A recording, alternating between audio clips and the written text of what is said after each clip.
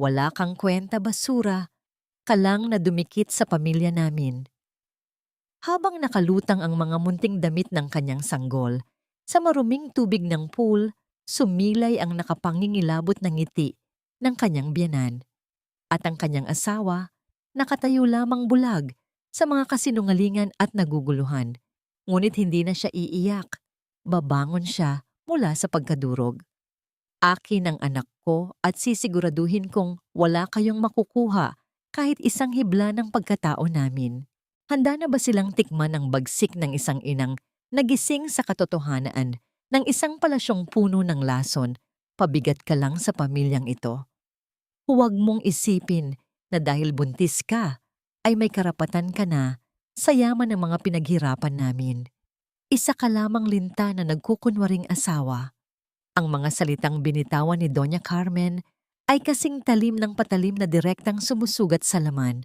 Ang kanyang boses ay puno ng pandidiri, walang bakas ng awa o paggalang sa babaeng nagdadalang tao ng kanyang sariling apo. Sa labas ng nakawangwang na pinto ng marangyang silid, nakatayo si Isabel. Sa kanyang panginginig, mahigpit niyang hawak ang isang mangkok ng mainit na sabaw ng manok na maingat niyang niluto ng ilang oras. Ginawa niya iyon upang palakasin ang katawan ng biyenang walang ibang ginawa, kundi ang saktan siya. Ang init ng mangkok ay tumatagos sa kanyang mga palad, ngunit ang lamig sa kanyang dibdib ay mas nangingibabaw. Unti-unting umatras si Isabel patungo sa madilim na pasilyo ng malaking mansyon. Ang bawat paghakbang ay tila pag-apak sa mga bubog na bumabaon sa kanyang pagkatao. Ang kanyang lalamunan ay nag-aapoy sa pilit na pagpigil ng paghikbi. Walang luhang tumulo mula sa kanyang mga mata, ngunit ang bigat sa kanyang dibdib ay halos pumigil sa kanyang paghinga. Ibinaba niya ang mangkok sa isang maliit na mesa sa pasilyo nang walang lumilikhang ingay. Dahan-dahan niyang ipinatong ang kanyang nanginginig na kamay sa kanyang umbok na tiyan na ngayon ay nasa ika-6 na buwan na. Hinaplos niya ito nang may pagmamahal sinusubukang pakalmahin ang sanggol na tila nararamdaman ang pighati ng kanyang ina. Sa pagpihit niya pababa ng malapad na hagdanan, nakasalubong niya si Rafael, ang asawa niyang nagtataglay ng pangalang nagbibigay sa kanya ng lakas dati. Ngunit ngayon ay tila isang estranghero na lamang.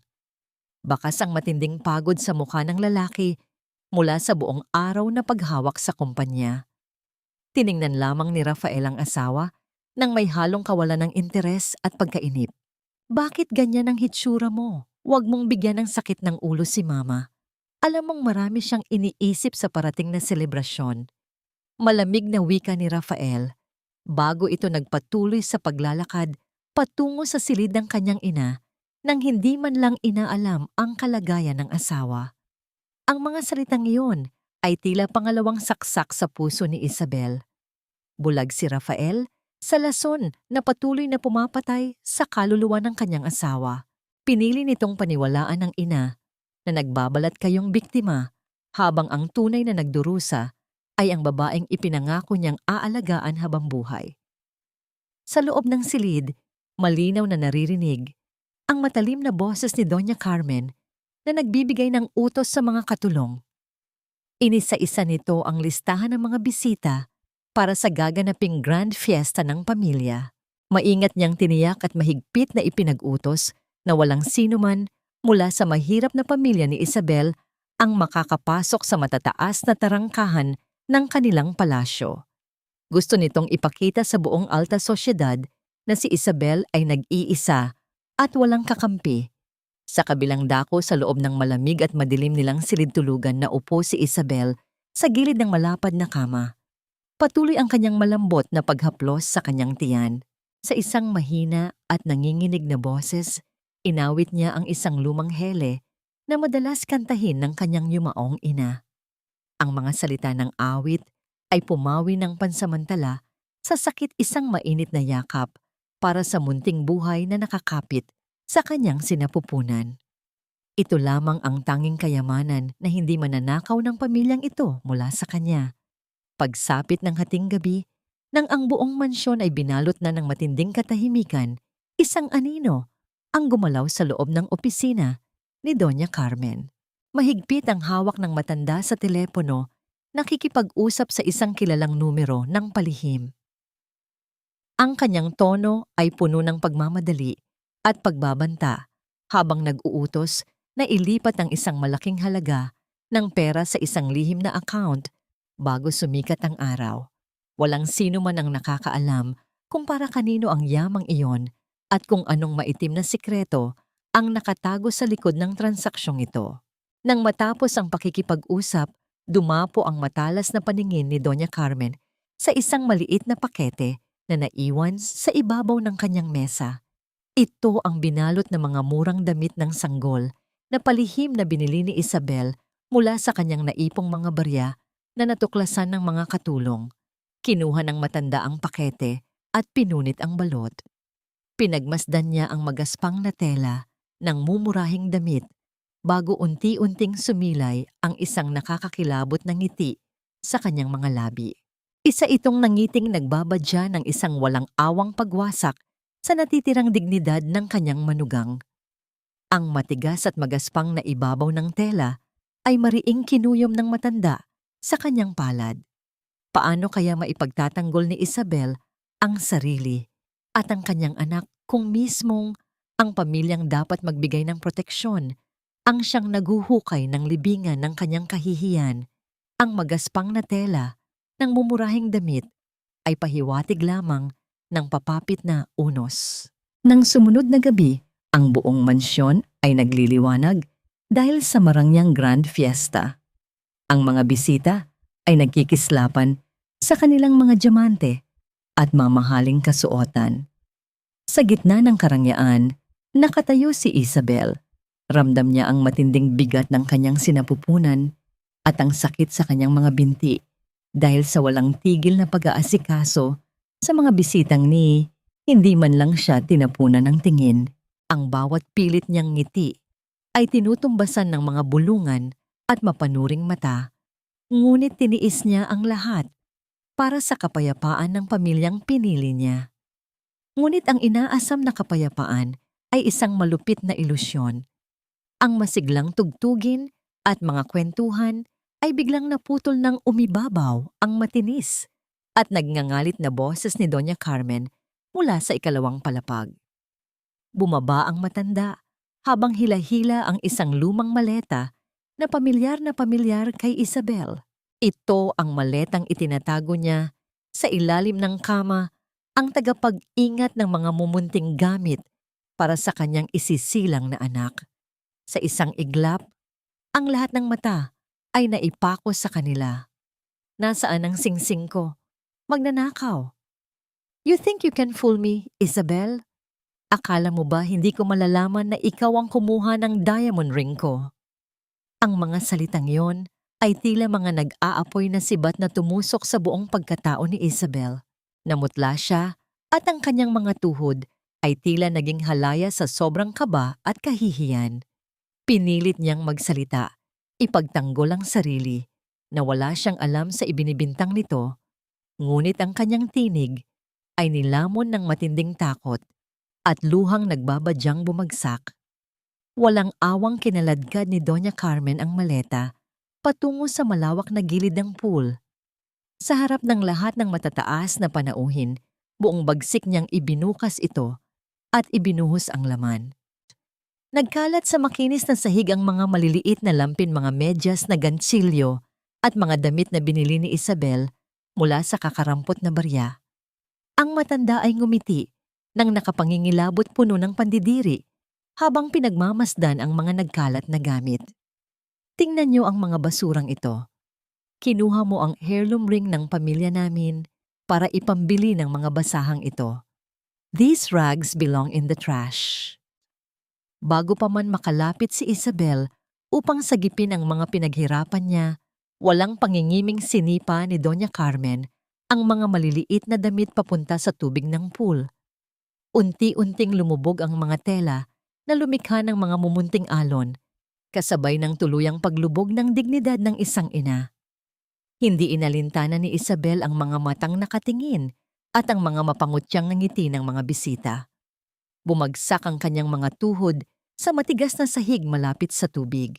Nanginginig ang kanyang mga kamay habang pilit niyang inaabot at inaahon ang mga basang damit ng kanyang anak.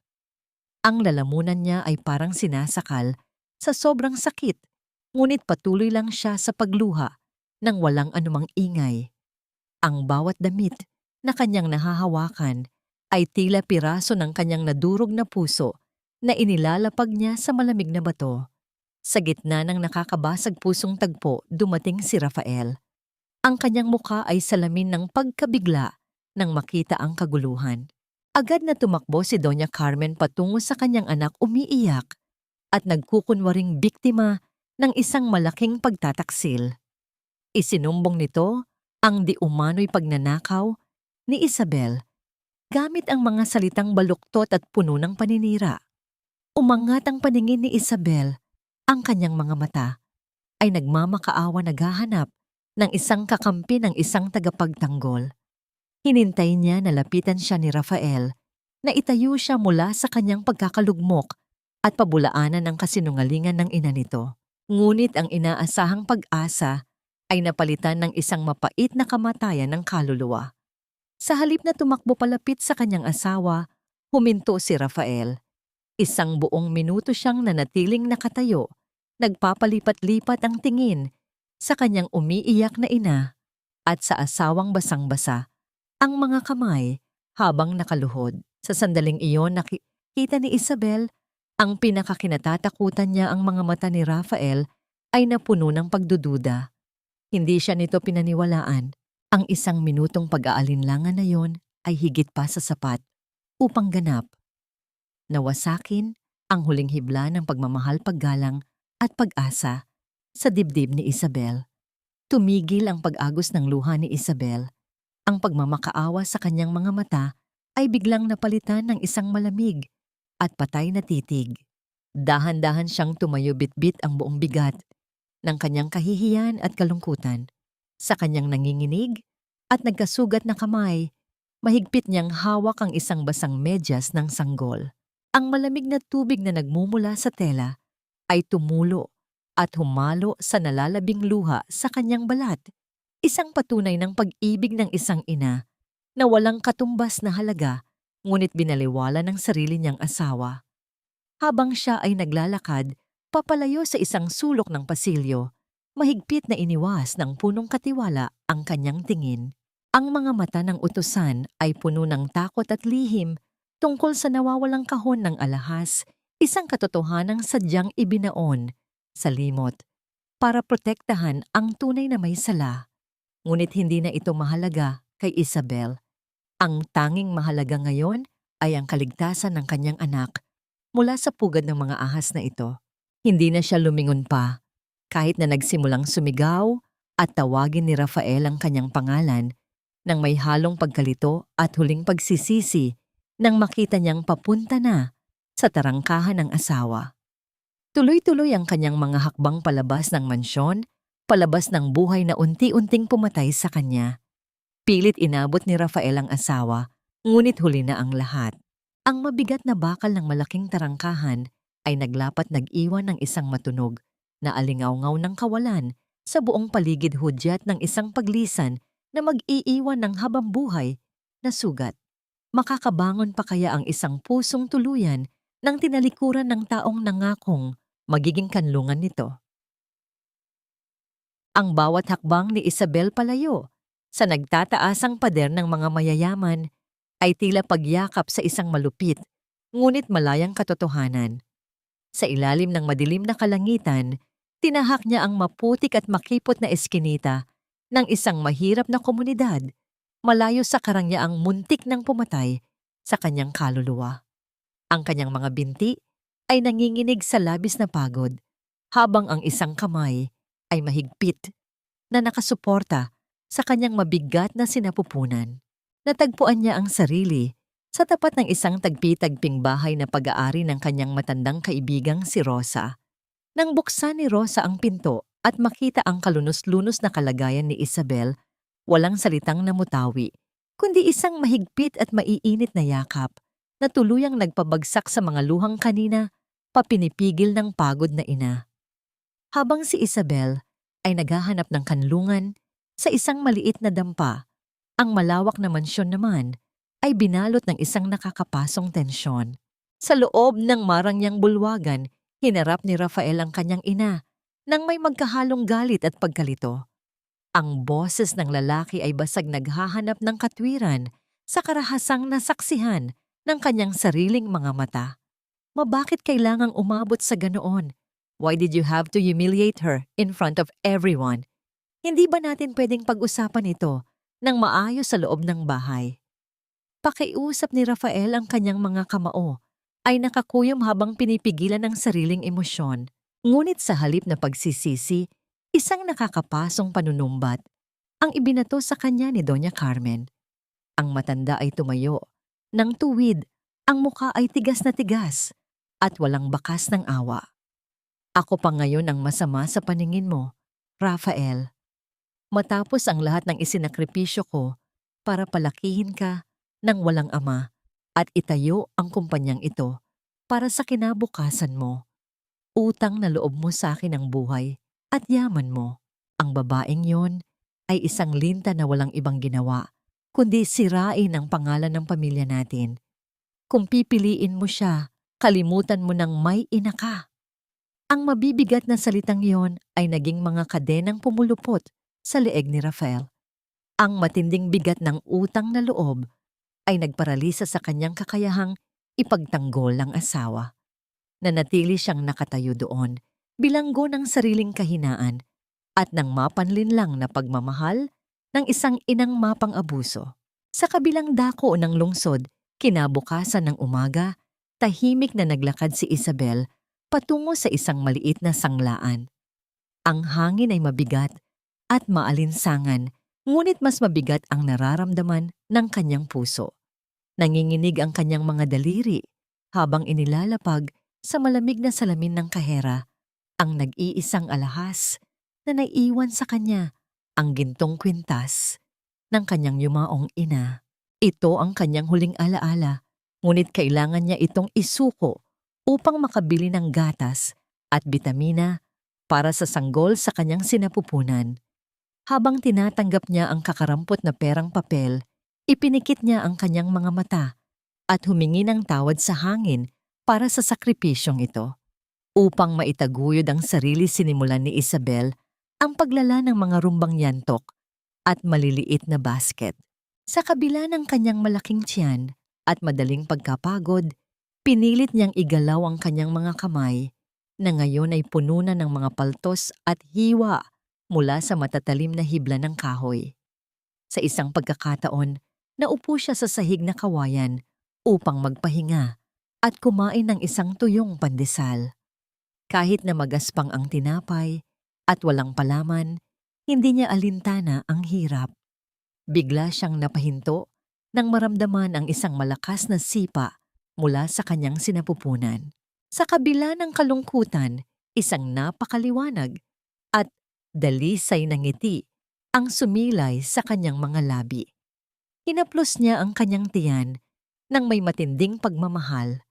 Ang bawat sipa ng kanyang anak ay nagbibigay sa kanya ng lakas upang ipagpatuloy ang laban para sa buhay.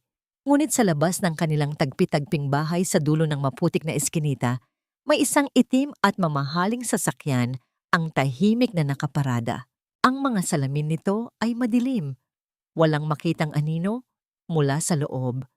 Ngunit tila may nagmamatsyag sa bawat galaw ni Isabel.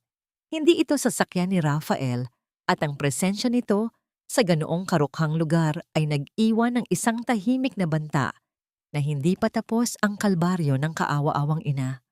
Samantala, sa pagpasok ni Rafael sa kanilang malamig at napakalaking silid tulugan, sinalubong siya ng isang nakakabininging katahimikan. Ang kama ay maayos, ngunit tila isang malawak na disyerto ng pangungulila. Napaupo siya sa gilid nito at ibinaon ang kanyang mukha sa unan kung saan madalas matulog si Isabel. Naroon pa rin ang pamilyar na halimuyak ng buhok ng kanyang asawa, isang amoy na nagpapasikip sa kanyang dibdib at nagpapabilis sa pagbagsak ng kanyang mga luha ng pagsisisi. Sa kanyang pagnanais na hanapin ang natitirang bakas ni Isabel, binuksan niya ang kabinet nito. Sa kanyang pag-aapura, nadagi ng kanyang braso ang isang lumang kahong kahoy na nakapatong sa itaas na estante. Ang kahon ay nahulog patungo sa matigas na sahig at ang paglapat nito ay nagpalabas sa mga tagong nilalaman nito. Isang maliit na kwaderno ang gumulong malapit sa paanan ni Rafael. Nang pulutin niya ito at buklating bumungad sa kanya ang mga pahinang matigas na dahil sa mga natuyong luha. Isa itong talaarawan kung saan isinulat ni Isabel ang bawat araw ng kanyang pagdurusa, ang bawat pasong salita ng kanyang biyenan at ang tahimik niyang pagmamakaawa na sana ay mapansin ng asawa ang kanyang pagkawasak. Habang binabasa ni Rafael ang mga salitang isinulat mula sa dugo at luha ng kanyang asawa, unti-unting gumuho ang kanyang mundo. Paano niya mapapatawad ang kanyang sarili kung ang amoy ng lumang papel at pawis ng kanyang asawa ang tanging naiwan upang patunayan ang kanyang matagal na kapabayaan? Ang bawat pahina ng talaarawan na hawak ni Rafael ay tila isang bukas na sugat na bumubuga ng matinding kirot sa kanyang sistema. Sa loob ng malamig na silid na dati ay puno ng pangarap, tanging ang marahang paghinga ng lalaki ang bumasag sa katahimikan habang binabasa niya ang bawat titik na isinulat ni Isabel. Ang mga salita ay tila naglalabas ng mga hikbi na matagal nang ibinaon sa limot mga lihim na pagluha na hindi niya nakita dahil pinili niyang magbulag-bulagan sa likod ng kanyang mga obligasyon sa kumpanya. Bawat dusa, bawat panlalait na tinanggap ng kanyang asawa mula sa kanyang ina ay malinaw na nakaukit sa papel, nagsisilbing matalim na kuko na kumakalmot sa kanyang konsensya. Hindi na makayanan ni Rafael ang bigat ng katotohanan, kaya't sa gitna ng kadiliman ng gabi, pinatawag niya ang punong katiwala sa isang liblib na sulok ng kanilang malawak na hardin. Ang hangin ay malamig at nagdadala ng amoy ng mga basang damo, ngunit ang tensyon sa pagitan ng dalawa ay mas matindi pa sa lamig ng paligid. Sabihin mo sa akin ang totoo, Manang. Ang boses ni Rafael ay mababa at puno ng banta, ngunit may halong pagsusumamo. Ano ang mga naririnig mo kapag wala ako sa bahay? Anong mga salita ang ibinibato ni Mama kay Isabel? Yumuko ang matandang katiwala, ang kanyang mga kamay ay nanginginig habang pinipiga ang dulo ng kanyang uniforme. Sa loob ng mahabang panahon, ang takot kay Doña Carmen ang naghari sa kanya, ngunit ang makita ang pagkawasak ng isang inosenteng babae ay mas mabigat na pasanin. Sa isang mahinang tinig, ikinuwento niya ang mga araw na tinatawag na basura si Isabel, ang mga sandaling pinagkakaitan ito ng pagkain dahil lamang sa hindi ito karapat-dapat sa mesa ng mga mayayaman at ang mga pananakot na kukunin ng bata sa sandaling isilang ito. Ang bawat salita ng katiwala ay tila isang hampas ng latigo sa likod ni Rafael, nagpapakita sa kanya ng isang halimaw na nagkukubli sa mukha ng kanyang sariling ina. Samantala sa loob ng marangyang salas, abala si Doña Carmen sa pag-aayos ng isang marangyang tea party. Wala itong bakas ng anumang pagsisisi, bagkus ay lalong naging mapangahas ang mga kilos nito. Nang makita niya si Rafael na pabalik sa loob, sumilay ang isang plastik na ngiti sa kanyang mga labi, na tila ba walang nangyaring trahedya. Rafi, my dear, mabuti at narito ka. I've been talking to my friends. I found a much better match for you. Disente, mayaman, at higit sa lahat, hindi tulad ng basurang iyon na muntik nang sumira sa atin. We should celebrate your freedom. Masayang wika ng matanda habang humihigop ng tsaa mula sa mamahaling porselana. Tumingin si Rafael sa kanyang ina at sa unang pagkakataon sa kanyang buhay, hindi paggalang ang naramdaman niya, kundi isang nag-aapoy na galit na pilit niyang ikinukubli sa ilalim ng kanyang malamig na titig.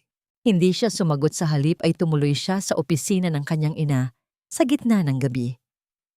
Ang dahan-dahang pag-ikot ng dila ng kandado sa pinto ay hindi gumawa ng ingay, ngunit sa puso ni Rafael, bawat kilos niya ay tila isang deklarasyon ng digmaan.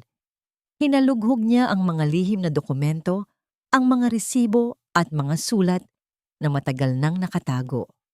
Doon niya natuklasan ang mga butas sa pananalapi ng pamilya, mga perang nawawala, na tila ba hinihigop ng isang itim na butas ng bisyo at pagkakautang. Sa kabilang panig ng lungsod, sa loob ng isang maliit na dampang kawayan, namumutla ang mga labi ni Isabel habang pilit na tinatapos ang paghabi sa huling basket para sa araw na yon.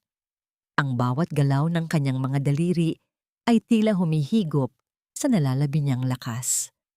Ang paligid ay nababalot ng amoy ng tuyong damo at pawis. Biglang uminog ng mabilis ang mundo sa kanyang paningin.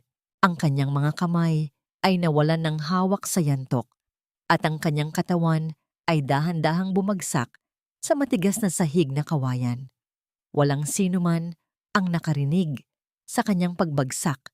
Tanging ang katahimikan ng gabi ang naging saksi sa kanyang labis na pagkapagod at panghihina. Ang kanyang huling iniisip bago tuluyang lamunin ng kadiliman ay ang kaligtasan ng sanggol na mahigpit niyang pinoprotektahan sa loob ng kanyang sinapupunan. Pabalik sa mansyon, isang lalaking nakasuot ng itim na Amerikana ang pumasok sa opisina ni Rafael.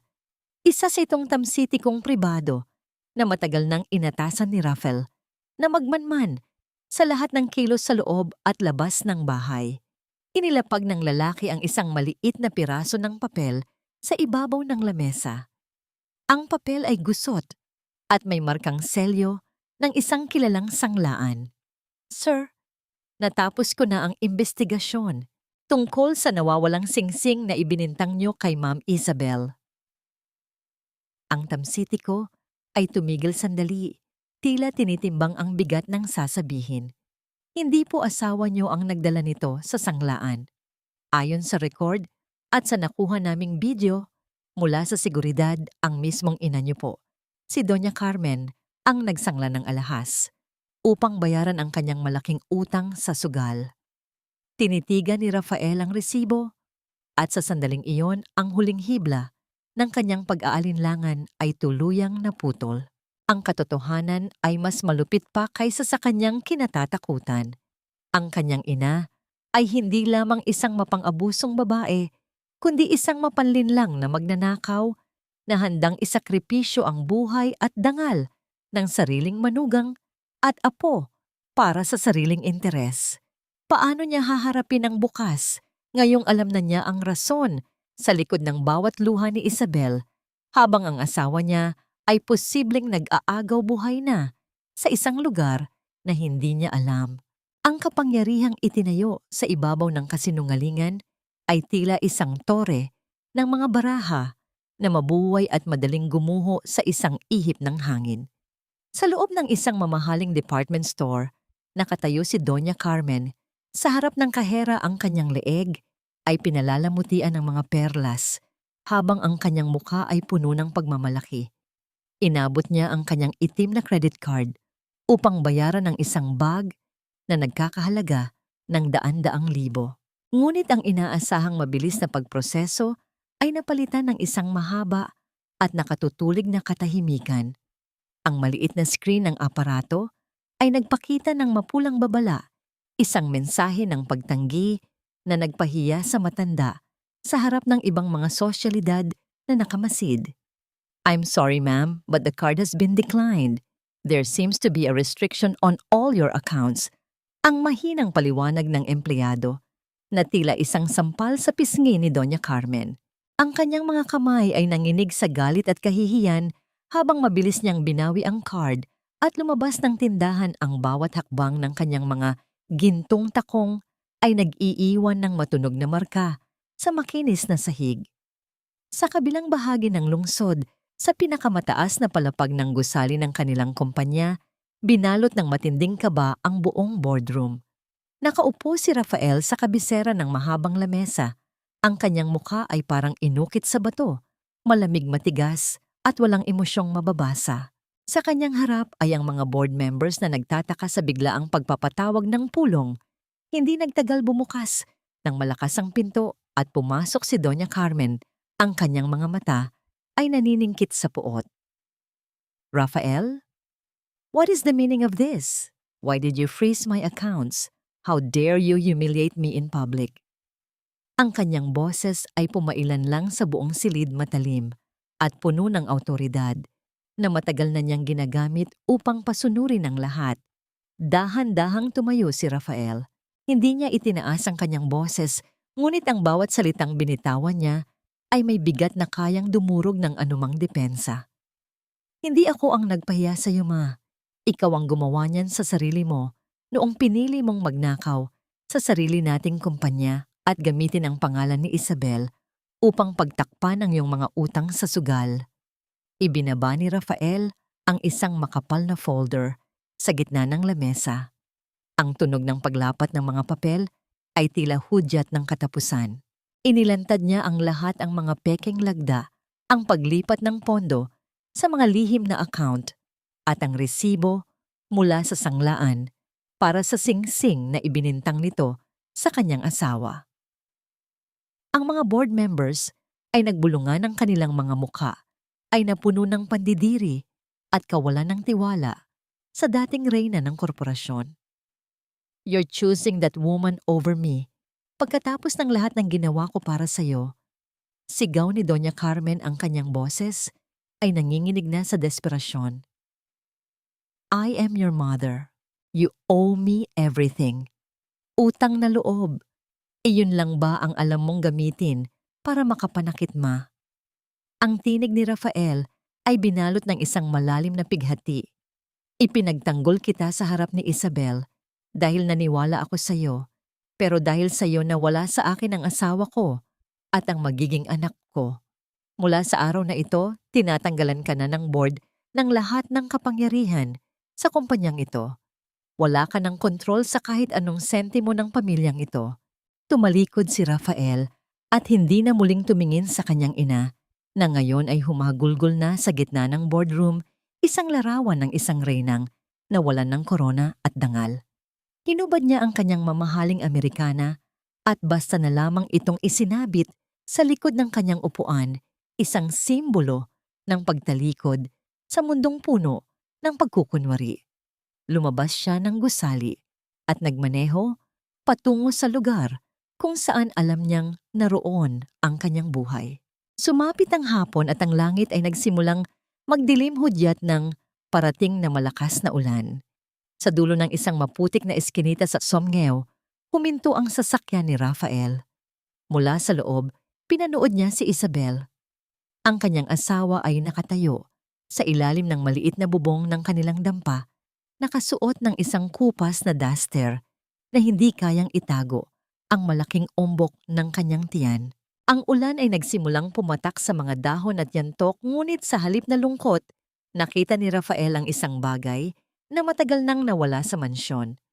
Nakita ni Rafael ang pagngiti ni Isabel habang tinutulungan ng isang maliit na bata na silungin ang mga basket na ginawa niya. Ang nangiting iyon ay puno ng kapayapaan, isang liwanag na nagmumula sa isang pusong malaya na mula sa pananakit at lason. Ang bawat patak ng ulan sa bubong ay tila isang himig na nagpapakalma sa paligid.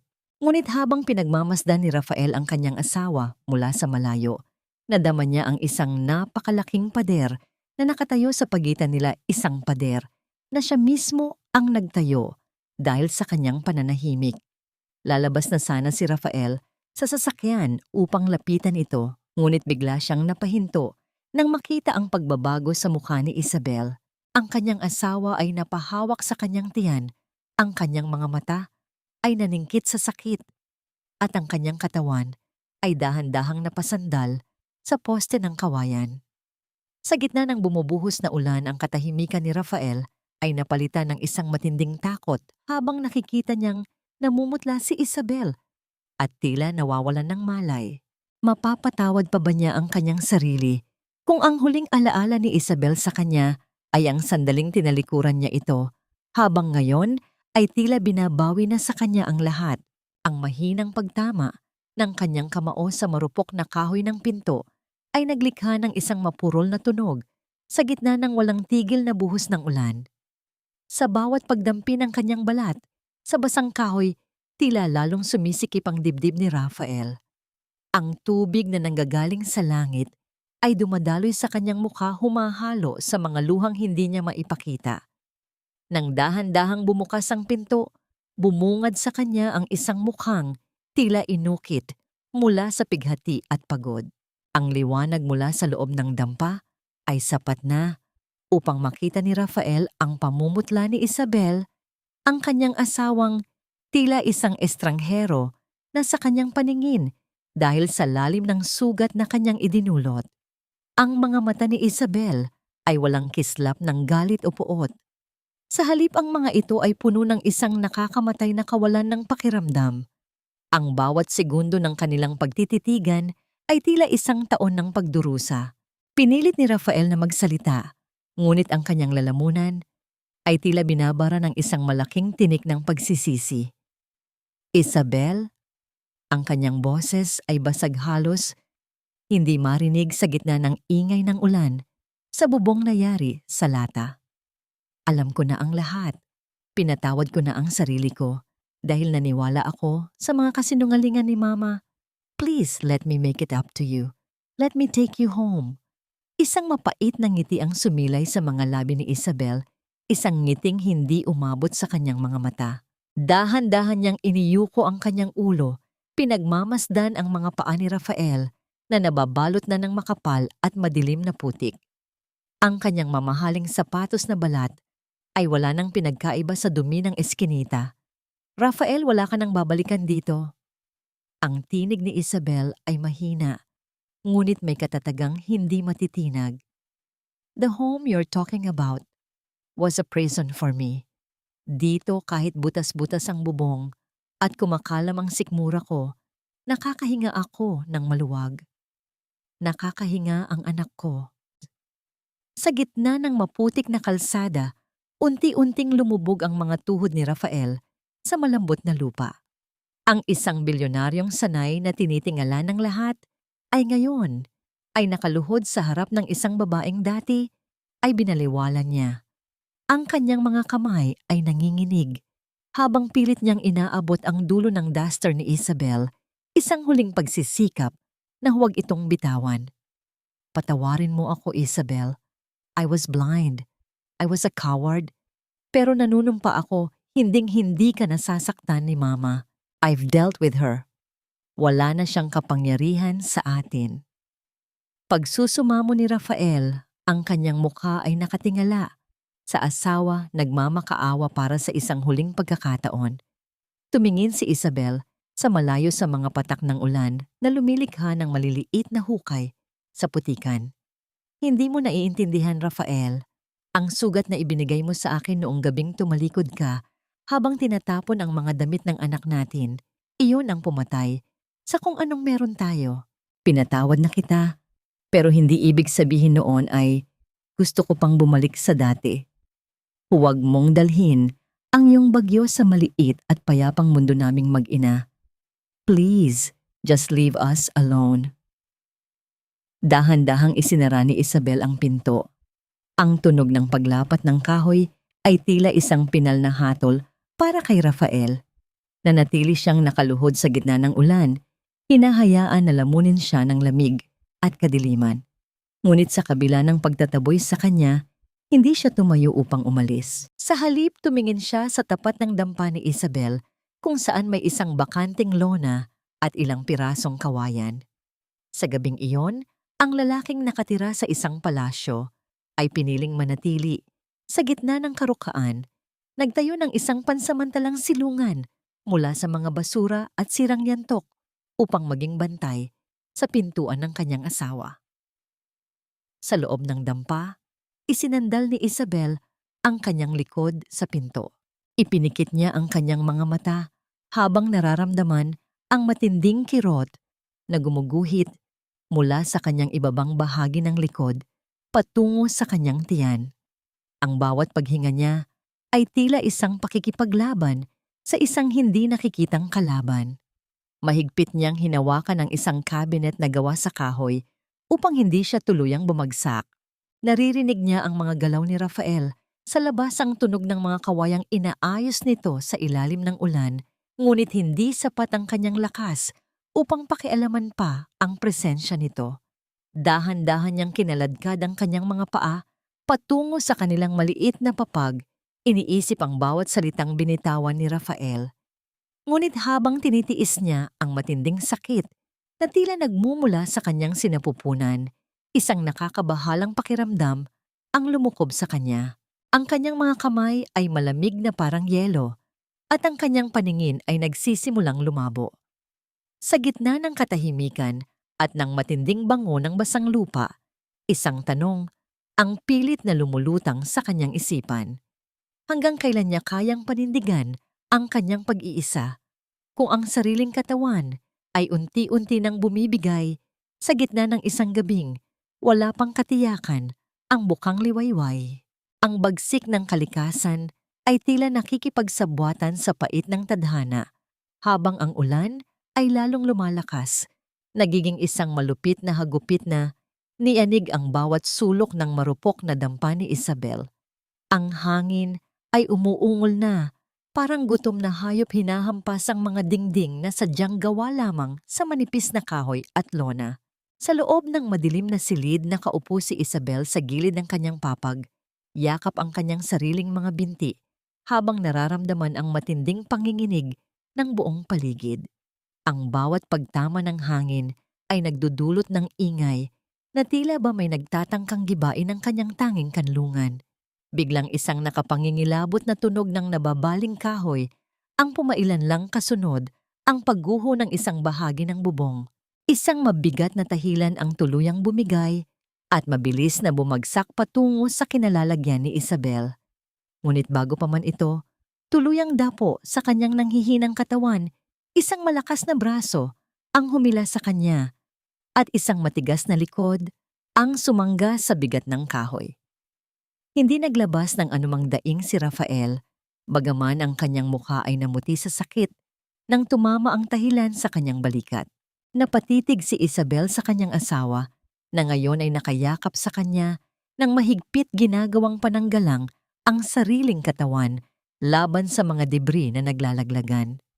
Ang amoy ng basang balat ni Rafael at ang init ng kanyang hininga ay humalo sa malamig na hangin ng bagyo. Hindi na nagdalawang isip ang lalaki. Binuhat niya si Isabel nang buong ingat, tila ba hawak niya ang pinakamahalagang kayamanan sa mundo, at mabilis na lumabas sa nagigibang dampa upang tumungo sa maliit na silungan na itinayo niya sa tapat. Sa loob ng silungan ni Rafael, na bagaman maliit ay mas matatag, dahil sa mga sadyang itinali niyang mga kawayan, binalot ng isang kakaibang katahimikan ang dalawa sa gitna ng nagngangalit na bagyo. Maingat na inilapag ni Rafael si Isabel sa isang tuyong sapin. Kahit na basang-basa rin siya at nanginginig, ang tanging inisip niya ay ang kalagayan ng asawa. Kumuha siya ng isang tuyong tela at nagsimulang punasan ang basang buhok ni Isabel. Ang bawat haplos ng kanyang mga daliri ay puno ng pag-iingat, tila ba natatakot siyang mabasag ang babaeng nasa harap niya. Isabel, uminom ka muna nito. It will keep you warm. Mahinang wika ni Rafael habang iniaabot ang isang baso ng mainit na tubig na may halong luya na kanina pa niya inihahanda sa kanyang maliit na kalan. Tahimik na tinanggap ni Isabel ang baso, ngunit ang kanyang mga mata ay nanatiling nakatitig sa likod ni Rafael. Doon nakita niya ang isang malaki at madilim na pasa na nagsisimula ng mamuo sa balikat ng lalaki, sanhi ng pagsangga nito sa nahulog na kahoy. Isang hindi maipaliwanag na kirot ang gumuhit sa puso ni Isabel. Ang yelo na matagal nang bumabalot sa kanyang damdamin ay tila nakaramdam ng isang maliit na bitak. Sa unang pagkakataon, matapos ang mahabang panahon, hindi niya nakita ang isang makapangyarihang bilyonaryo, kundi isang lalaking handang mamatay para lamang hindi siya masaktan. Habang ang ulan ay patuloy na humahampas sa labas, lumapit si Rafael at naupo sa tabi ni Isabel ngunit nag-iwan siya ng sapat na espasyo upang hindi ito mailang. Ang liwanag mula sa isang maliit na kandila ay nagbibigay ng mga anino sa kanilang mga mukha, lumilikha ng isang atmosfera na puno ng mga emosyong hindi mabigkas ng mga salita. I'm sorry kung naging mahina ako dati, Isabel. I'm sorry kung kailangan mo pang dumanas ng ganito bago ko na-realize kung gaano ako kawalang kwenta. Ang boses ni Rafael ay puno ng pagsusumamo at katapatan na tumatagos sa katahimikan ng gabi. I don't expect you to forgive me right away. I just want to stay here and make sure you and our baby are safe. Dahan-dahang iniabot ni Rafael ang kanyang kamay, ang kanyang mga daliri ay nag-aalinlangan kung dapat bang hawakan ang kamay ni Isabel na nakapatong sa sapin. Ito ay isang tahimik na pagtatanong, isang paghingi ng pahintulot na muling makakonekta kahit sa pinakamaliit na paraan. Napansin ni Isabel ang panginginig ng kamay ni Rafael, ang mga galos at dumi sa ilalim ng mga kuko nito na dulot ng paggawa ng silungan sa gitna ng putikan. Sa halip na lumayo, hinayaan ni Isabel na maglapat ang kanilang mga balat. Hindi siya gumalaw, ngunit hindi rin siya bumitaw. Ang init ng palad ni Rafael ay dahan-dahang lumukob sa kanyang kalamigan. Sa sandaling iyon, ang dagundong ng bagyo sa labas ay tila naglaho na palitan ng malakas na pintig ng kanilang mga puso na tila muling nag-uusap sa gitna ng kadiliman. Ngunit habang ninanamnam nila ang sandaling iyon, nang muling pagkakalapit, isang matinding pag-urong ng mga kalamnan ang naramdaman ni Isabel sa kanyang ibabang bahagi ng katawan. Napahigpit ang hawak niya sa kamay ni Rafael, ang kanyang mukha ay namilipit sa sakit na mas matindi pa sa anumang naramdaman niya noong mga nakaraang araw. Isang nakakabahalang basa sa sapin ang naramdaman niya, isang hudyat na hindi pa dapat mangyari sa panahong ito. Ang malabunot na init na biglang dumaloy sa kanyang mga binti ay nagdala ng isang matinding takot na mas malamig pa kaysa sa hanging dala ng bagyo. Napatingin si Isabel sa kanyang ibaba at sa ilalim ng malamlam na liwanag ng kandila, nakita niya ang basang bahagi ng sapin na unti-unting kumakalat. Ang kanyang hininga ay naging mabilis at gipit, tila ba nauubusan siya ng hangin sa gitna ng maliit na silungang iyon. Ang bawat kalamnan sa kanyang tiyan ay biglang tumigas, isang pag-urong na nagdulot ng sakit na tila ba may humahati sa kanyang pagkatao. Rafael ang bata. Hindi pa dapat. Ang mahinang tinig ni Isabel ay binalot ng panginginig habang mahigpit niyang kinakapit ang braso ng asawa. Hindi na nag-aksaya ng sandali si Rafael. Sa kabila ng hapdi ng kanyang sugatang balikat at ng pagod na tila bumabali sa kanyang mga buto, binuhat niya si Isabel ng buong ingat.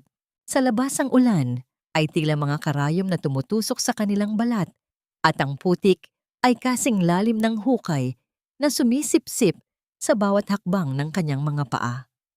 Ang bawat pag-ungol ng hangin ay tila isang babala, ngunit hindi ito pinansin ni Rafael. Ang tanging naririnig niya ay ang mabilis na pintig ng puso ni Isabel na nakadikit sa kanyang dibdib at ang mahihinang daing nito na nagpapasikip sa kanyang lalamunan. Tinahak nila ang maputik na eskinita patungo sa maliit na trunong panggagamot na matatagpuan sa dulo ng komunidad. Ang bawat pagbagsak ng paa ni Rafael sa malambot na lupa ay nagbubunsod ng talsik ng madilim na tubig, ngunit nanatiling matatag ang kanyang pagkakahawak sa asawa. Nang makarating sila sa truno, agad silang sinalubong ng amoy ng lumang kahoy at alkohol. Ang silid ay maliit lamang at pinatatakbo ng isang matandang nurse na ang mga kamay ay puno ng kulubot, ngunit may taglay na katiyakan sa bawat galaw. Inilapag ni Rafael si Isabel sa isang malinis na higaan. Doon ang sakit ay lalong tumindi. Ang bawat paghilab ng sinapupunan ni Isabel ay tila isang daluyong na sumasagasasa sa kanyang buong katawan. Ang kanyang mukha ay naliligo na sa pawis na humahalo sa mga luhang hindi na niya mapigilan. Hinawakan niya ang kamay ni Rafael ng napakahigpit, sapat na upang bumaon ang kanyang mga kuko sa balat nito, Ngunit hindi inalis ng lalaki ang kanyang kamay. Nanatili si Rafael sa kanyang tabi, inilalapit ang kanyang mukha sa noo ni Isabel, ibinubulong ang mga salita ng pagmamahal at pagsusumamo. Stay with me, Isabel. Kayang-kaya mo ito. Please huwag kang susuko. Ang boses ni Rafael ay basag puno ng pighati at takot na hindi niya kailanman naramdaman sa mundo ng negosyo. Ang bawat segundo ay tila isang oras ng paghihirap. Sa gitna ng matinding sakit, ang tanging iniisip ni Isabel ay ang kaligtasan ng kanyang anak. Humihingi siya ng paumanhin sa sanggol. Sa loob ng kanyang isipan, sinisisi ang kanyang sariling katawan sa pagiging mahina at hindi kayang maging ligtas na tahanan hanggang sa tamang oras. Ang bawat sigaw ni Isabel ay tila isang pagpunit sa katahimikan ng gabi, isang boses ng inang nakikipaglaban sa kamatayan para sa buhay ng kanyang anak. Matapos ang mahabang oras ng pakikipagbuno, isang sandali ng nakakabinging katahimikan ang bumalot sa silid. Nawalan ng lakas si Isabel at dahan-dahang napahilig ang kanyang ulo sa unan, ang kanyang mga mata ay nanlalabo na sa pagod. Ngunit ang inaasahang malakas na tinig ng isang bagong silang ay hindi agad dumating. Ang hangin sa loob ng silid ay tila tumigil sa pag-ikot, habang ang matandang nurse ay mabilis na gumagalaw upang linisin ang maliit na katawan ng sanggol. Pagkalipas ng ilang sandali na tila walang katapusan, isang napakahina at garalgal na tunog ang nagmula sa direksyon ng nurse. Hindi ito malakas, ngunit ito ang pinakamagandang himig na narinig ni Isabel sa kanyang buong buhay. Isang maliit at pulang-pula na sanggol ang dahan-dahang ipinakita sa kanya. Ang bata ay napakaliit, ang kanyang mga braso at binti ay tila kasing nipis lamang ng mga daliri ng isang may sapat na gulang. Naramdaman ni Isabel ang pagbagsak ng mga luha ni Rafael sa kanyang pisngi habang hinahalikan siya nito sa trunong iyon. Ngunit ang kaligayahang iyon ay mabilis na napalitan ng kaba nang makita ang mukha ng matandang nurse. Ang nurse ay hindi ngumingiti. Sa halip, ang kanyang mga mata ay puno ng pag-aalala habang pinagmamasdan ang mabilis at mababaw na paghinga ng sanggol. Ang maliit na dibdib ng bata ay tila nahihirapang kumuha ng sapat na hangin mula sa paligid. Tumingin ang nurse kay Rafael, ang kanyang tinig ay mabigat sa katotohanan. Kailangan ng bata ng long-api, ng kagamitang wala kami rito. Kung mananatili siya rito, maaring hindi siya umabot sa pagsikat ng araw. Napatitig si Isabel sa kanyang anak na ngayon ay muling tumahimik at tila unti-unti nang nawawalan ng lakas. Ang malakas na bugso ng ulan sa labas ay tila isang paalala na ang mundo ay nananatiling malupit. Sa gitna ng dilim at ng malamig na amoy ng gamot, isang nakapanlulumong katahimikan ang muling namayani, nag-iiwan ng isang tanong na bumibitay sa puso ng bawat isa sa kanila. Hanggang saan kayang labanan ng isang maliit na buhay ang lupit ng pagkakataon kung ang tanging sandata nila ay ang pag-ibig na tila huli na para sa lahat? Ang katahimikan sa loob ng maliit na trunong panggagamot ay tila isang hatol na dahan-dahang pumapatay sa pag-asa. Habang pinagmamasdan ni Rafael ang kanyang anak, na tila isang munting kandilang aandap-andap ang apoy, naramdaman niya ang isang matinding bigat na hindi kayang tapatan ng anumang yaman. Ang bawat mababaw na paghinga ng sanggol ay tila isang pagsusumamo para sa buhay, habang ang ulan sa labas ay patuloy na naghuhumiyaw. Tila ba ipinapaalala sa kanila na ang kalikasan ay walang pakialam sa kanilang pighati. Hindi nag-aksaya ng panahon si Rafael. Sa kabila ng putik na bumabalot sa kanyang katawan at ng panginginig ng kanyang mga kamay, kinuha niya ang kanyang telepono. Alam niya ang kailangang gawin, kahit na ang ibig sabihin nito ay ang paglunok sa kanyang huling hibla ng pride. Tinawagan niya si Donato, ang kanyang pinakamatalas na kalaban sa mundo ng negosyo, ang lalaking matagal na niyang kagalit. Donato, nakikiusap ako. I don't care about the shares or the company anymore. Take everything. Just send the medical helicopter to the outskirts of the district. My son is dying. Ang boses ni Rafael ay basag puno ng pagsusumamo na kailanman ay hindi narinig mula sa isang gaya niya. Sa gitna ng kadiliman ng gabi, ang hangin ay niyanig ng isang malakas na pag-ikot ng mga elise na nagmula sa itaas. Ang bawat pag-ikot ng bakal sa himpapawid ay lumilikha ng isang malakas na bugso ng hangin na nagpapatalsik sa putik at mga tuyong dahon sa paligid.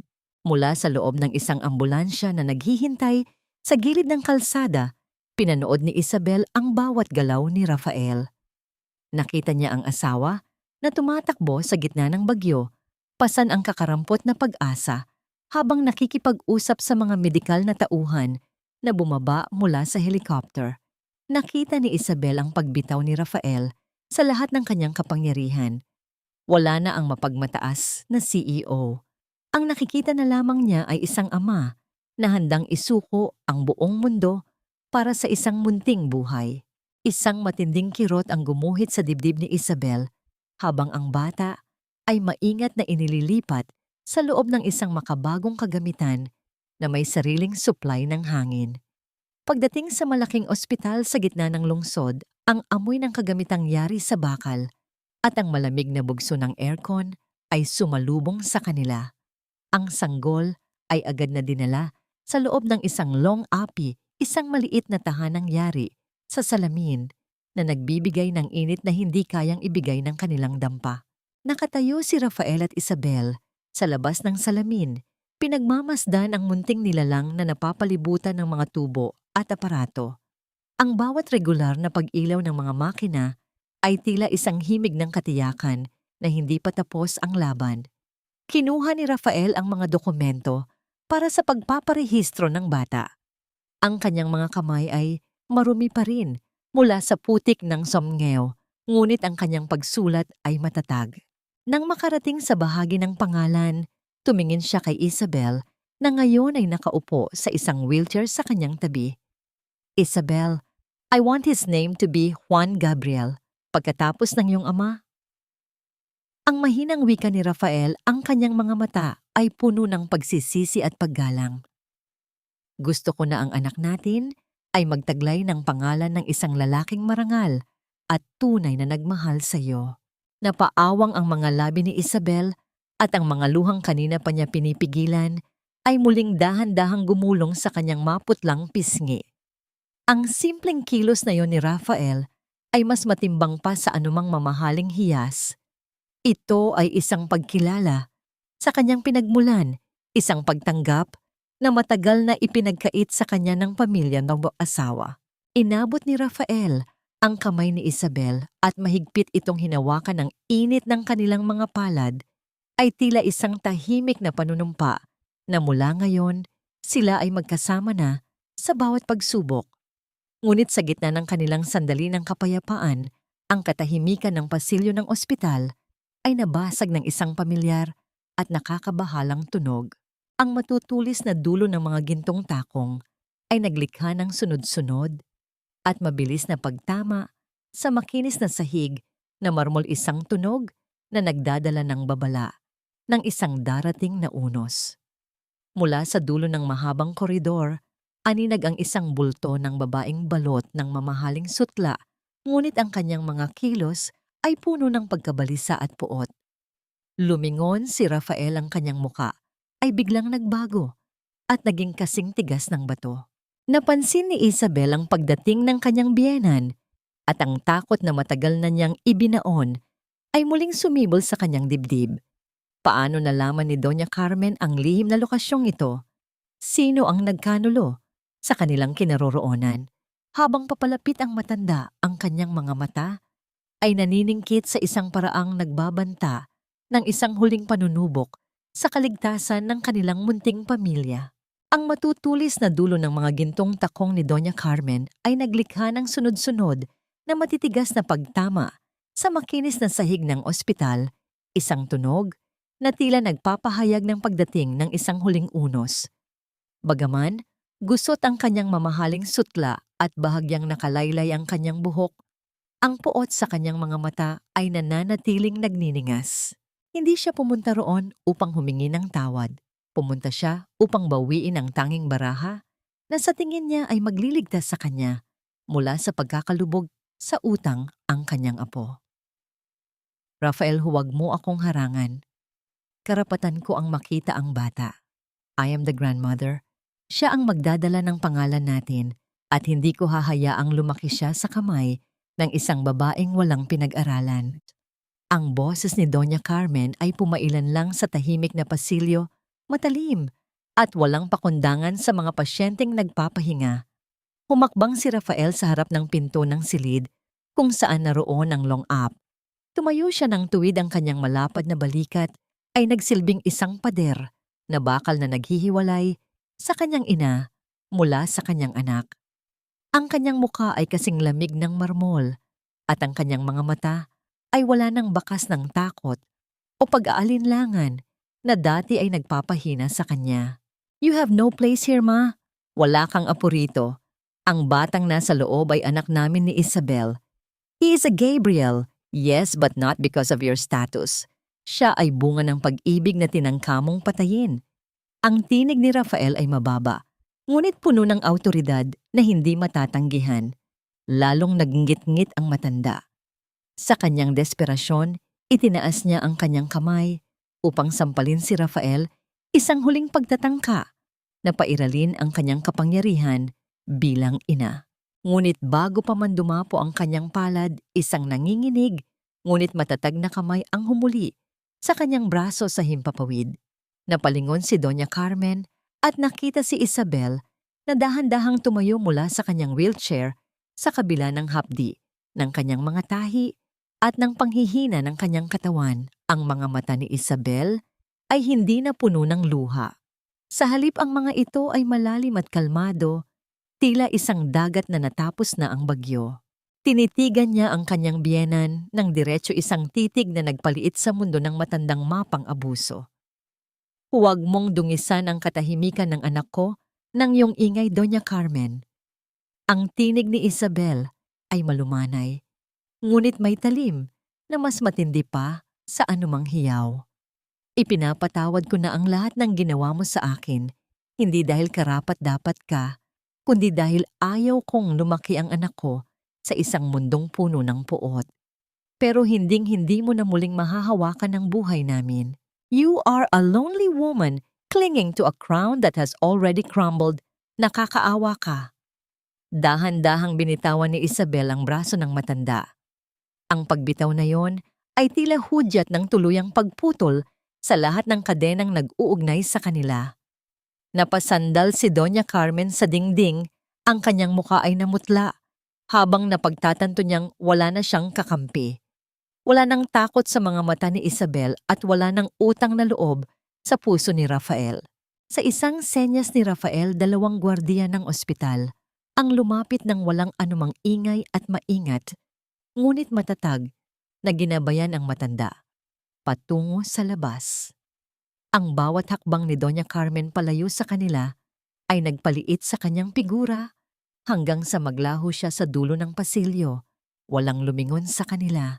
Nanatili si Rafael at Isabel sa harap ng salamin ng long up, magkahawak kamay habang pinagmamasdan ang munting si Juan Gabriel na himbing na natutulog.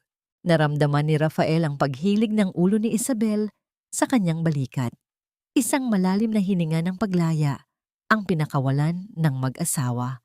Sa sandaling iyon, ang amoy ng alkohol at gamot sa ospital ay tila napalitan ng isang matamis na samyo ng bagong simula.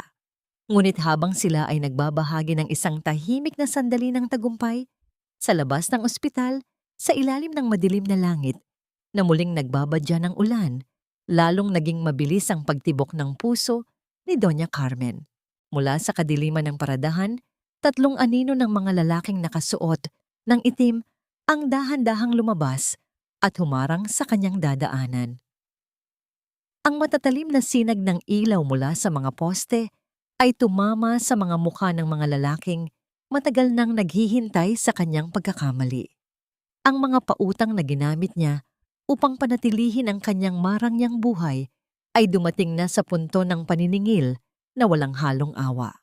Napalingon si Doña Carmen sa nagliliwanag na bintana ng ospital kung saan naroon ang kanyang anak, ngunit ang pinto ay sarado na at ang ulan ay nagsimula nang pumatak binubura ang huling bakas ng kanyang kapangyarihan sa mundong kanyang tinalikuran.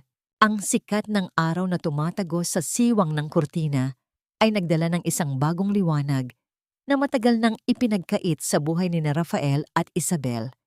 Hindi sila bumalik sa naglalakihang pader ng mansyon na puno ng lason at malulungkot na alaala.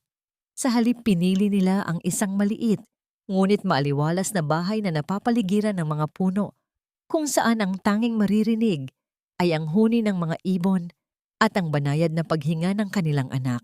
Ang amoy ng sariwang hangin at ng bagong ligo na sanggol ay tila isang balsamo na dahan-dahang nagpapagaling sa mga sugat ng kanilang nakaraan. Sa loob ng maliit na kusina, abala si Rafael sa paglalaban ng mga lampin. Ang lalaking dati ay tinitingala sa mga boardroom at laging nakasuot ng plansadong Amerikana ay ngayon ay may nakasampay na tuwalya. Sa balikat ang kanyang mga manggas ay nakatupi hanggang siko at ang kanyang mga kamay ay nababalot ng bula ng sabon. May isang tahimik na ngiti sa kanyang mga labi habang maingat niyang isinasampay ang bawat maliit na tela.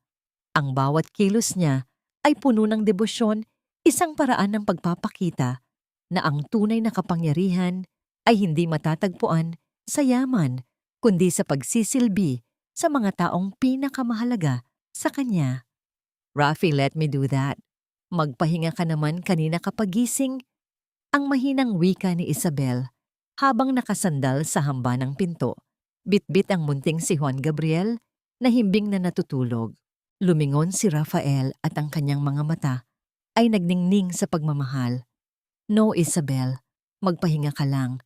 You've sacrificed so much for our son. Ito na ang pagkakataon ko para bumawi. Gusto kong maramdaman mo na hindi ka na nag-iisa sa lahat ng laban mo. Nang sumapit ang gabi, binalot ng isang malambot na katahimikan ang kanilang silid. Matapos mapatulog ang sanggol, tumayo si Isabel sa harap ng malaking salamin. Dahan-dahan niyang hinaplos ang kanyang tiyan na ngayon ay hindi na kasing tindi ng dati ang umbok. Ngunit napapaligiran ng mga mapuputing linya ng ruray o stretch marks, mga marka ng kanyang pakikipaglaban upang mailuwal ang kanilang anak. Isang mabigat na buntong hininga ang pinakawalan niya ang kanyang puso, ay nakaramdam ng isang bahid ng kawalang katiyakan. Inisip niya kung paano siya tinitingnan ni Rafael ngayon, malayo sa imahe ng perpektong babaeng inaasahan ng alta sosyedad. Hindi niya napansin na lumapit si Rafael sa kanyang likuran. Ramdam ni Isabel ang init ng katawan ng asawa na unti-unting lumukob sa kanya. Isinandal ni Rafael ang kanyang baba. Sa balikat ni Isabel ang kanilang mga mata ay nagtagpo sa salamin. Dahan-dahang ibinaba ni Rafael ang kanyang mga kamay at banayad na hinawakan ng mga kamay ni Isabel na nakapatong sa kanyang mga marka. They are beautiful, Isabel. Ang bulong ni Rafael ang kanyang boses ay puno ng panginginig ng damdamin. These marks are my reminder of how strong you are. Every line is a story of how you fought for our family. You are the most beautiful woman I've ever known, and I am so lucky to call you my wife. Humarap si Isabel sa kanyang asawa. Ang kanyang mga mata ay nagsimulang mapuno ng mga luhang hindi na nanggaling sa pighati, kundi sa isang matinding kapanatagan.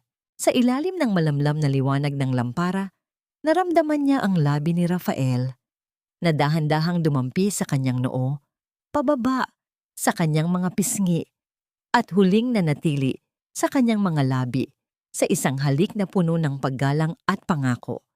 Sa sandaling iyon, ang lahat ng sakit, ang lahat ng panglalait ni Doña Carmen at ang lahat ng pagdududa ay tuluyang natunaw. Pinapatawad na kita, Rafi. Ang mahinang bulong ni Isabel habang nakasubsob ang kanyang mukha sa dibdib ng asawa. Pinapatawad na kita dahil nakikita ko na ang lalaking minahal ko noon ay muling nagbalik at mas matatag na ngayon. Mahigpit na niyakap ni Rafael si Isabel, Tila ba ayaw na niya itong pakawalan pang muli. Ang pintig ng kanilang mga puso ay nag-uusap sa isang wikang tanging sila lamang ang nakakaunawa.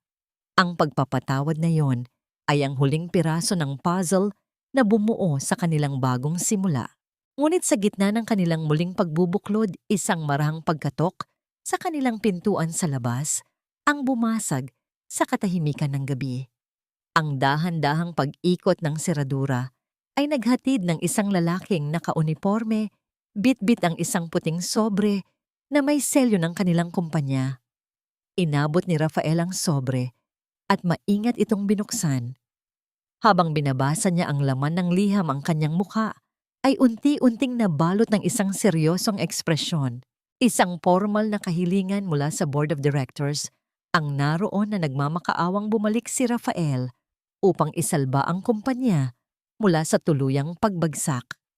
Ngunit ang higit na nakakuha ng kanyang atensyon ay ang huling talata ng liham. Isang ulat mula sa ospital na nagsasabing ang kanyang ina, si Doña Carmen, ay dumanas ng isang matinding mental breakdown at ngayon ay nasa loob ng isang psychiatric facility. Laging binabanggit ang pangalan ni Rafael at Isabel sa gitna ng kanyang pagkahibang. Tumingin si Rafael kay Isabel at sa kanyang mga mata ay mababasa ang isang bagong uri ng pag-aalinlangan. Handa na ba silang muling harapin ang anino ng nakaraan para sa kapakanan ng tungkulin o mananatili na lamang sila sa kapayapaang kapwa nila pinaghirapan? Ang bigat ng papel sa kamay ni Rafael ay tila isang angkla na pilit siyang hinihila pabalik sa isang dagat na puno ng lason. Nakatayo siya sa veranda ng kanilang maliit na bahay, pinagmamasdan ng bukang liwayway na dahan-dahang nagpapakulay sa langit ng rosas at ginto. Sa likod niya narinig niya ang marahang paghakbang ni Isabel. Ramdam niya ang paglapit ng asawa bago pa man ito tuluyang dapo sa kanyang tabi. Ang init ng katawan ni Isabel ay ang tanging bagay na nagpapanatili sa kanya sa kasalukuyan, malayo sa mga alaala ng malamig na mansyon. "I know what's in that letter, Rafi." Ang mahinang wika ni Isabel, ang kanyang boses, ay tila isang haplos ng sutla sa naguguluhang isipan ni Rafael. Natatakot ka ba na kapag bumalik ka magbabago ang lahat, na baka muli tayong kainin ng mundong iyon? Humarap si Rafael sa kanya, ang kanyang mga mata ay puno ng pag-aalinlangan. "Hindi ko gustong mawala ang katahimikang ito, Isabel. Pero ang kumpanya, ang mga trabahador, hindi ko sila pwedeng pabayaan dahil lamang sa takot ko. At si Mama." Tumigil siya, ang kanyang lalamunan ay tila binabara ng isang hindi maipaliwanag na pait. Inabot ni Isabel ang kamay ni Rafael at pinisil ito ng may katiyakan. "Hindi tayo babalik bilang mga bilanggo, Rafael.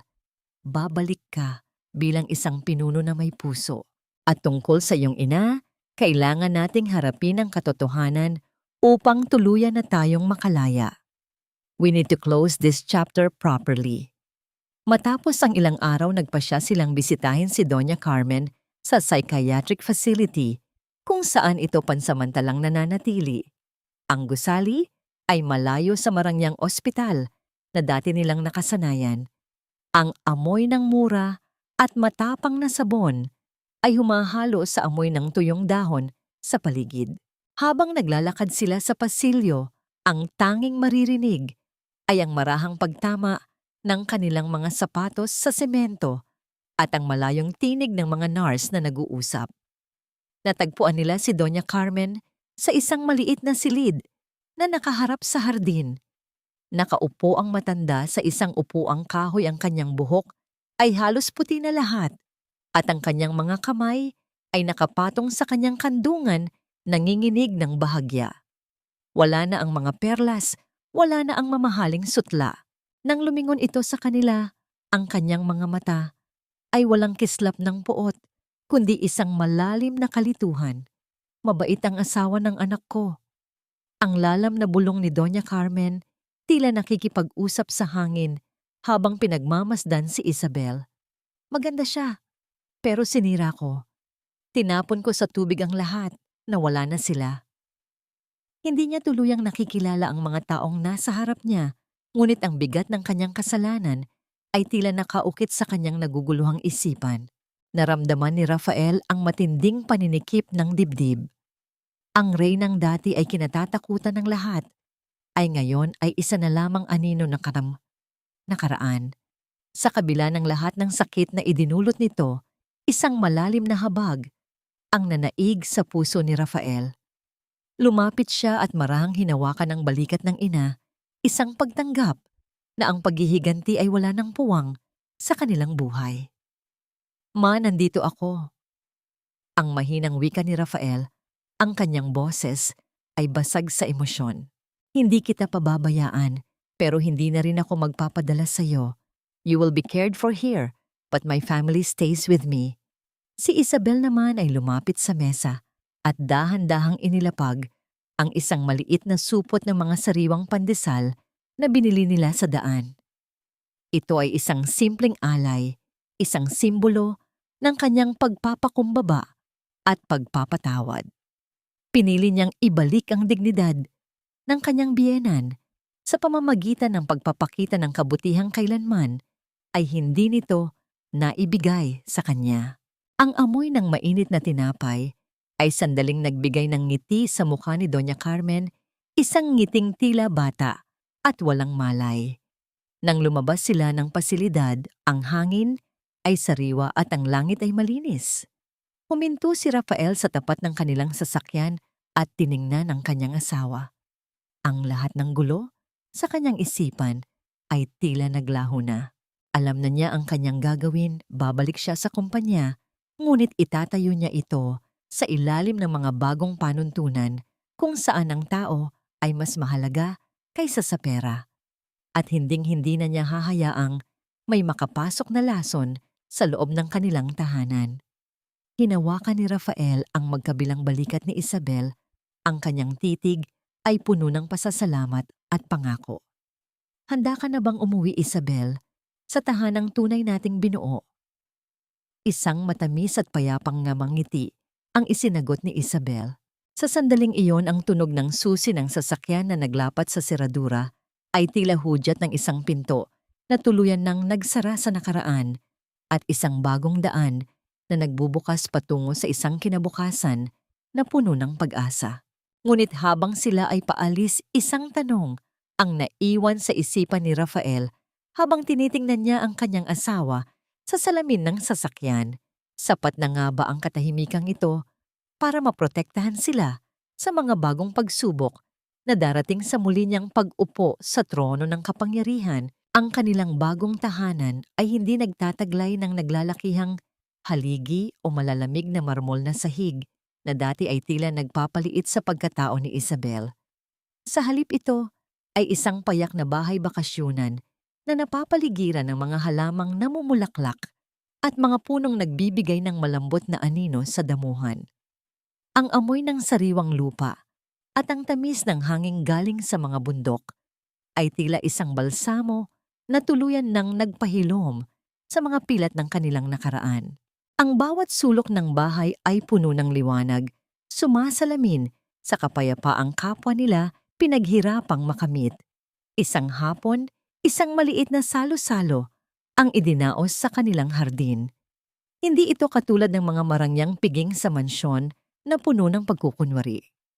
Naroon si Rosa at ang iba pang mga kaibigan ni Isabel mula sa eskinita, kasama ang ilang mga tapat na tauhan sa kumpanya na nanatili sa tabi ni Rafael sa gitna ng krisis. Ang tunog ng mga kubyertos na dumadampi sa porselana at ang masayang usapan ng mga panauhin ay lumikha ng isang himig ng tunay na pagkakaibigan. Ang pagkakaiba ng kanilang katayuan sa buhay ay naglaho na palitan ng init ng pagtanggap at pagmamahalan. Tumayo si Rafael sa gitna ng damuhan, bitbit ang isang baso ng inumin. Ang kanyang mukha na dati ay laging balot ng tensyon ay ngayon ay maaliwalas at puno ng liwanag. Tumingin siya kay Isabel na nakaupo sa isang upuang kawayan karga, ang kanilang anak na si Juan Gabriel. Ang pagmamalaki sa kanyang mga mata ay hindi para sa kanyang posisyon sa kumpanya, kundi para sa pamilyang nasa harap niya. Gusto ko lang magpasalamat sa inyong lahat na narito. Ang simula ni Rafael ang kanyang boses ay bahagyang nanginginig sa lalim ng emosyon. Ngunit higit sa lahat gusto kong magpasalamat sa aking asawa kay Isabel. Siya ang nagturo sa akin na ang tunay na yaman ay hindi nasusukat sa laman ng pitaka, kundi sa katatagan ng puso at sa lalim ng pagmamahal. Isabel, you saved me from becoming someone I would have hated. Salamat sa pagbibigay sa akin ng pangalawang pagkakataon na maging isang asawa at isang ama na karapat-dapat sa inyo. Naramdaman ni Isabel ang pag-init ng kanyang mga pisngi at ang muling pagdaloy ng mga luha ng kagalakan. Inabot niya ang kamay ni Rafael at pinisil ito isang tahimik na sagot na sapat na upang maramdaman ng lalaki ang kanyang walang hanggang pag-ibig. Sa sandaling iyon, ang munting si Juan Gabriel ay nagpakawala ng isang malambot at malutong na tunog ng kagalakan mula sa kanyang maliliit na labi. Ito ang kanyang unang tawa, isang himig na tila nagpabasbas sa kanilang bagong simula at nagpatahimik sa lahat ng pait na kanilang dinanas. Sa loob ng kanilang sala sa isang pader na madalas madampyan ng sikat ng araw, nakasabit ang isang maliit na frame na yari sa madilim na kahoy. Sa loob nito ay maingat na nakalagay ang isang maliit na medyas ng sanggol, ang medyas na nahulog sa pool noong gabing iyon ng trahedya. Nilinis ito at inayos ni Isabel hindi bilang paalaala ng sakit, kundi bilang simbolo ng kanilang pagkakabangon. Ang bawat hibla ng tela ay saksi sa isang pag-ibig na dumaan sa apoy, ngunit nanatiling buo at mas matatag pa ngayon. Nang dahan-dahang lumubog ang araw, ang paligid ay binalot ng kulay kahel at lila. Ang mga maliliit na bumbilyang nakasabit sa mga puno ay isa-isang nagliwanag, tila mga bituing bumaba sa lupa. Sa gitna ng hardin, dahan-dahang hinawakan ni Rafael ang baywang ni Isabel at iginaya ito sa isang mabagal na sayaw. Walang ibang musika, kundi ang banayad na paghampas ng hangin sa mga dahon at ang kanilang magkasabay na paghinga. Ipinatong ni Isabel ang kanyang ulo sa dibdib ni Rafael, ninanamnam ang bawat tibok ng puso ng asawa na tila isang pangako ng katapatan. Dahan-dahang itinaas ni Rafael ang baba ni Isabel at iginawad ang isang halik na puno ng lambing, isang halik na nagdadala ng lahat ng pasasalamat, pag-asa at kapayapaang matagal nilang hinanap. Sa ilalim ng nagkikinangang mga ilaw, sila ay nanatiling magkayakap, isang larawan ng dalawang pusong muling nabuo mula sa mga piraso ng pagkawasak. Habang ang gabi ay lumalalim, ang tanong tungkol sa kung ano ang dala ng bukas ay hindi na naging mahalaga. Ang mahalaga ay ang init ng kanilang mga palad na magkahawak ang bawat ngiti na kanilang pinagsasaluhan at ang katiyakan na anuman ang mangyari, sila ay may sandigan na sa isa't isa. Ang kanilang bahay ay hindi lamang isang gusali. Ito ay naging isang tunay na tahanan dahil ang pag-ibig na naghari sa loob nito ay mas matatag pa sa anumang unos na darating. Nakasilip ang buwan sa itaas, tila nagbabantay sa isang pamilyang natutunan ang sining ng pagpapatawad at ang tunay na halaga ng bawat sandali ng katahimikan. Lumipas ang 5 taon at ang sikat ng umaga sa balkonahe ng kanilang tahanan ay tila isang matamis na paalala na ang panahon ay may sariling paraan ng paghihilom sa bawat sugat. Sa malawak na damuhan, ang malulutong na tunog ng pagtawa ng isang 5 taong gulang na batang lalaki ay pumapailan lang sa hangin, tila isang musika na nagbibigay buhay sa bawat sulok ng paligid. Si Juan Gabriel ay tumatakbo ng walang katuwang hinahabol ang isang makulay na saranggola na banayad na sumasayaw sa himpapawid. Ang bawat hakbang ng bata sa malambot na damo ay sinasabayan ng masayang pagtawag sa kanyang ama. Pinagmamasdan sila ni Isabel mula sa malayo habang siya ay nagdidilig ng mga halaman. Ang kanyang mukha ay wala ng bakas ng pait o takot. Sa halip, ang kanyang mga mata ay puno ng isang malalim na kapanatagan. Ang kumpanya ay muling bumangon sa ilalim ng pamumuno ni Rafael Ngunit hindi na ito ang kumpanyang nakilala sa pagiging malupit. Ngayon, ang bawat pulisiya ay may puso at ang bawat manggagawa ay itinuturing na bahagi ng isang malaking pamilya.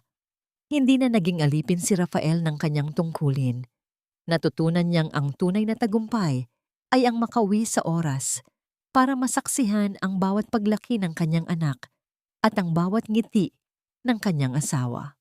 Sa tanong kung tuluyan na bang naghari ang pagpapatawad, ang sagot ay matatagpuan sa bawat buwanang pagbisita ni Rafael sa isang tahimik na pasilidad sa labas ng lungsod. Nanatili si Doña Carmen sa loob ng isang mundong siya lamang ang nakakaunawa. Ang kanyang isipan ay tuluyan ng bumitaw sa realidad ng kapangyarihan at yaman. Sa tuwing bumibisita sila, tanging ang malambot na haplos ni Isabel sa kanyang kamay ang nagbibigay ng sandaling liwanag sa kanyang naguguluhang isipan. Pinatawad siya ni Isabel hindi dahil naging mabuti ang matanda, kundi dahil ayaw ni Isabel na dalhin ang bigat ng galit sa loob ng kanyang magandang tahanan. Ang pagpapatawad ay naging susi upang tuluyan nilang maisara ang pinto ng nakaraan nang walang anumang pagsisisi. Nakamit na nila ang tunay na kapayapaan, ang uri ng katahimikang hindi nabibili ng bilyon-bilyong piso. Ang kanilang bawat gabi ay nagsisimula sa isang panalangin ng pasasalamat at nagtatapos sa init ng yakap na puno ng katiyakan. Ang mansyong dati ay tila isang palasyo ng lason ay nanatili na lamang na isang lumang alaala, isang babala na ang yaman na walang pag-ibig ay isang magarang libingan lamang ng kaluluwa. Ang pinakamahalagang aral na iniwan ng kanilang kwento ay ang katotohanang ang pag-ibig ay hindi lamang tungkol sa pagtitiis. Ito ay tungkol sa lakas na tumayo at protektahan ang mga taong mahalaga sa atin, kahit na ang kalaban ay ang sariling dugo. Ang pamilya ay hindi nabubuo sa pamamagitan ng takot o utang na loob na mapanumbat, kundi sa pamamagitan ng respeto, katapatan at ang sining ng muling pagbubuo sa bawat pagkawasak. Natutunan nilang ang bawat luha ay may katumbas ng ngiti at ang bawat bagyo ay may dalang pagkakataon para sa isang mas maliwanag na bukang liwayway. Bilang isang nagmasid sa kanilang paglalakbay, masasabi kong ang kwento ni Rafael at Isabel ay hindi lamang isang melodrama ng pamilya. Ito ay isang paalala sa bawat inaasawa at anak na ang ating halaga ay hindi itinatakda ng kung paano tayo tratuhin ng iba, kundi ng kung paano natin piliing mahalin ang ating sarili at ang mga taong tunay na nagpapahalaga sa atin. Ang buhay ay maikli, at sa dulo ng lahat, ang tanging maiiwan ay ang init ng mga palad na humahawak sa atin sa gitna ng unos at ang mga pusong pinili nating paghilumin. Napatitig si Isabel sa munting medyas na nakakuwadro pa rin sa kanilang sala. Napangiti siya nang maramdaman ang braso ni Rafael na pumulupot sa kanyang baywang. Walang imik pinanood nila ang unti-unting paglubog ng araw habang ang kanilang anak ay tumatakbo patungo sa kanila nang may dalang mga bulaklak. Ang katahimikan ng gabi ay dumating, ngunit sa pagkakataong ito ay isang katahimikang puno ng pag-asa.